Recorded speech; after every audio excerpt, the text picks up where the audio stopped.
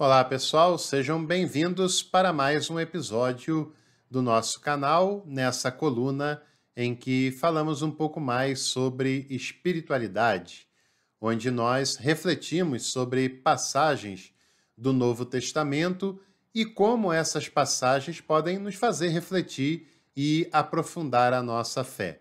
Hoje nós vamos falar sobre uma passagem do Evangelho de João, em que Jesus se apresenta como bom pastor. Já parou para pensar sobre essa passagem? Quer pensar um pouco mais? Então fica comigo que nós falaremos sobre isso no episódio de hoje.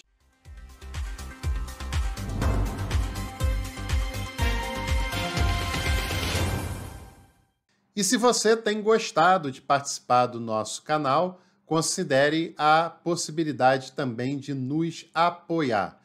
Você pode fazer isso, por exemplo, se tornando membro do canal e tendo acesso a conteúdos exclusivos. No plano Café completo de R$ 29,99 por mês, você tem acesso a aulas do nosso curso teológico. É um curso completo que você só vai pagar R$ 29,99 por mês. Clica ali e participe conosco. Como eu disse, a nossa reflexão de hoje é sobre a passagem do Evangelho de João, em que Jesus é apresentado como o bom pastor. E essa passagem se encontra no Evangelho de João, capítulo 10, e nós vamos ler do versículo 1 até o versículo 11. Amém, eu vos digo, quem não entra pela porta do pátio das ovelhas, mas sobe por outro lugar, esse é ladrão e salteador. Quem, porém, entra pela porta é o pastor das ovelhas. A este o porteiro abre, e as ovelhas ouvem a sua voz, e ele chama o seu rebanho. Cada ovelha por seu nome, e as leva para fora. Quando todas as suas ovelhas saíram, caminha à frente delas, e as ovelhas o seguem, porque conhecem a sua voz. A um estranho, porém, não seguirão, mas fugirão dele, porque não conhecem a voz de estranhos. Jesus contou-lhes essa alegoria, e eles, porém, não compreenderam de que ele lhes falava. Então, novamente, Jesus disse: Amém, eu vos digo, eu sou a porta das ovelhas. Todos quantos vieram antes de mim são ladrões e salteadores, mas as ovelhas não as ouviram. Eu sou a porta, quem entrar por mim será salvo. Entrará e sairá e encontrará pastagem. O ladrão vem senão para roubar, matar e destruir. Eu vim para que tenham vida e a tenham em abundância. Eu sou o bom pastor dá a vida em favor das suas ovelhas. Talvez, quando nós ouvimos essa passagem, a gente já imagina um pastor como é um líder religioso evangélico, Mas é claro que não é disso que o texto está falando. O texto não se refere à liderança religiosa, por mais digna que algumas delas sejam, de nenhuma espécie. O texto está falando da profissão do pastor. Quem era o pastor? Pastor era uma pessoa que trabalhava cuidando de ovelhas, e não é uma linguagem figurada. É um pastor mesmo, um homem que tinha um cajado, que cuidava de ovelhas, animais, que davam lã, que davam leite, que davam carne, numa sociedade basicamente agrária, numa sociedade pequena, que tinha um território muito pequeno, e esse pastor era uma profissão que a maioria não gostaria de ter. Primeiro que era uma profissão que lidava com a sujeira dos animais, que lidava com os bichos de uma maneira geral. Era uma figura, de certa maneira, execrada por aquela sociedade, porque tinham vários relatos de pastores que roubavam ovelhas que não eram suas, de pastores que se favoreciam dessas ovelhas, que davam um perdido nelas, fingia que não estava vendo o que estava acontecendo, e usavam isso, E muitos pastores desse tipo de pastor tinham fama de serem desonestos, de serem pessoas que roubavam aquilo que não lhe pertencia. Até porque era uma sociedade com muitas dificuldades econômicas, sociais, muitas pessoas passavam necessidades, né? E poucos eram aqueles que tinham algumas ovelhas para si. E como o território também era pequeno, era comum usar currais coletivos, currais que eram usados para guardar vários rebanhos de pessoas diferentes. E as pessoas que conhecem um pouco mais de agricultura, de cuidado com ovelhas, dizem que a ovelha, que foi o primeiro animal a ser domesticado da história da humanidade, antes mesmo do cachorro, antes mesmo do gato, por causa do seu temperamento dócil, né? Por causa da sua personalidade tranquila, ela é capaz de identificar o comando, depois de treinamento, é claro, depois de convivência, com o que cuida dela. E aquele comando, o seu tom de voz, faz com que a ovelha que está no seu convívio identifique que aquele é o seu dono, que aquele é quem cuida dela. E quando esse chama, quando esse dá o comando, ela vai com ele. Se qualquer outra pessoa der o comando, ela não identifica porque não reconhece a voz.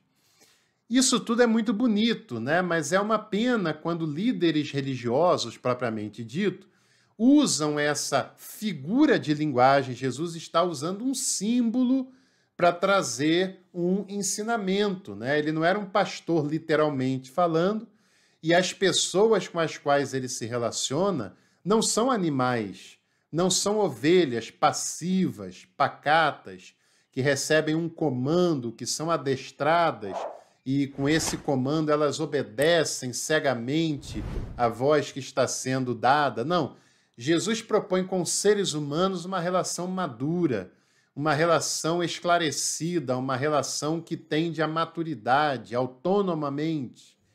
Mas ele usa essa figura de linguagem para identificar a nossa relação com ele, né? Com ele, não com outros seres humanos, mas com ele.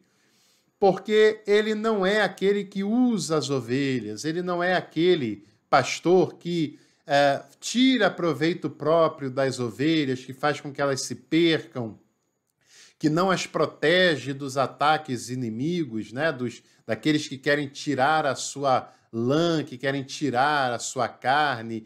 E veja, quando Jesus faz esse alerta dos inimigos das suas ovelhas, ele não está falando nem de esquerdistas, ele não está falando de pessoas de outras religiões, ele não está falando de pessoas que têm outras preferências religiosas, ou sejam elas quais forem na sua vida, né? Ele está falando daqueles religiosos que dizem cuidar dessas pessoas. Porque se você acha que o ladrão que veio para roubar, matar e destruir é o diabo, você está muito enganado. E eu já fiz um vídeo aqui mostrando quem é esse ladrão que Jesus está dizendo que era ladrão que veio para matar, para roubar e destruir. Se você quiser saber com detalhes do que é que o texto se refere, clica aqui no card que você vai compreender melhor isso. Jesus está dizendo que as pessoas que reivindicam ser religiosas, que reivindicam ser pessoas de Deus, que reivindicam ser defensores dos valores cristãos, etc., muitas vezes devoram as pessoas que têm boa fé, as pessoas que são ingênuas, embora também ingenuidade não pode ser salvo-conduto mais para ninguém, né? Porque é um compromisso nosso aprofundar os conteúdos, principalmente da fé. Mas pessoas que usam de manipulação para tirar proveito das outras que credulamente ouvem o que elas estão falando. E Jesus está dizendo que ele se porta de maneira diferente. E quem se identifica com ele também deve se portar assim. Jesus não tira proveito das ovelhas. Jesus conduz as ovelhas no seu caminho. Jesus é a porta das ovelhas, né? Claro que ele não é uma porta literal, mas porta é o que dá acesso a um determinado lugar. E Jesus é quem dá acesso à vida eterna, à salvação, e só ele é essa porta, e só ele dá acesso à vida eterna, à salvação, ao arrependimento, à transformação como pessoa. Não é nenhuma religião quem o faz isso. Não é nenhuma instituição religiosa. É Jesus quem é a porta das suas ovelhas.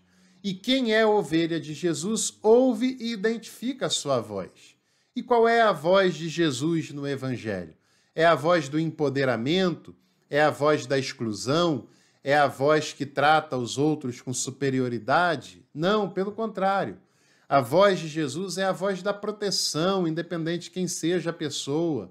É a voz do acolhimento, é a voz da acolhida e da inclusão às pessoas que lhe procuram.